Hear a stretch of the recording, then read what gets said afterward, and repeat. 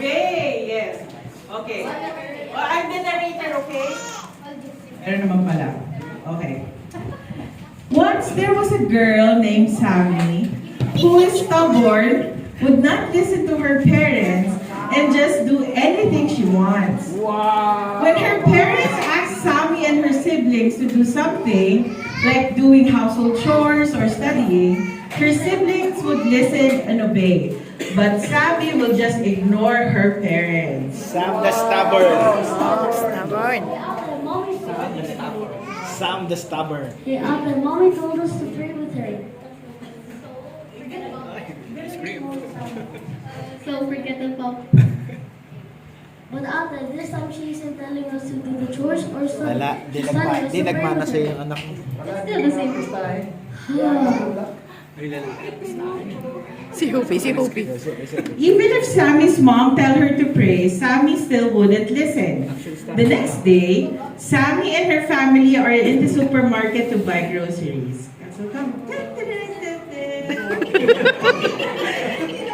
So guys, you've been so good. You've been listening to Mommy and Daddy. So both of you will get everything they want from the supermarket. Yes, just hot dogs like that. Yeah. So what do you want? I want chocolate. I want ice cream. You want ice cream? Wait, how about me?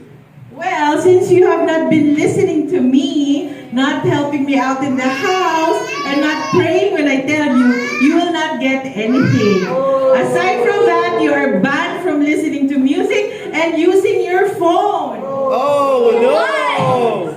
Why? It's because you're too engrossed to music and gadgets that you're lazy to do anything else.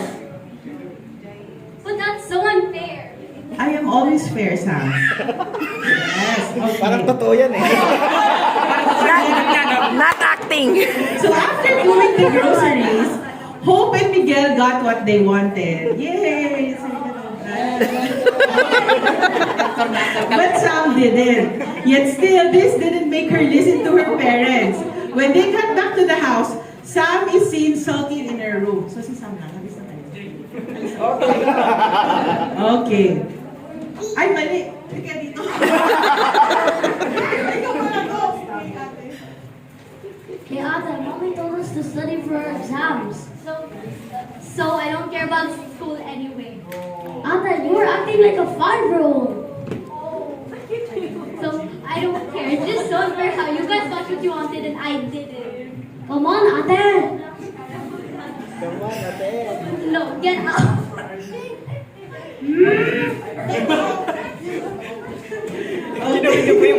Sammy stayed in her room for the whole entire day, thinking that it was unfair that her mom took away her phone while her siblings always got what they wanted. Knock, knock, knock. What? Sammy, you have to eat dinner. No, it's just so unfair. What is not fair? You banned me from my phone and you didn't let me get what I wanted at the supermarket. It is so normal, Sam. Sam, you never listen to me. You always do what you want. You don't give us what we want, and that's just for you to listen to us. Because what we tell you is always for your own good.